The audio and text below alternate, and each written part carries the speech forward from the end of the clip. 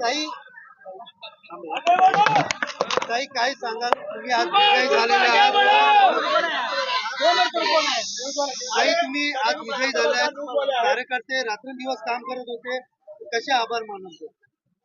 कार्यकर्त्यांचं तर म्हणजे श्रीमळंगचे जे कार्यकर्ते आहेत, माझ्या इकडचे जे सर्व कार्यकर्ते आहेत, त्यांचे तर मी खूप खूप आभारी आहे. आणि तसेच मुख्यमंत्री व उपमुख्यमंत्री तसेच रवींद्र चव्हाण साहेब, तसेच खासदार श्रीकांत शिंदे साहेब यांनीही मला खूप सपोर्ट केला.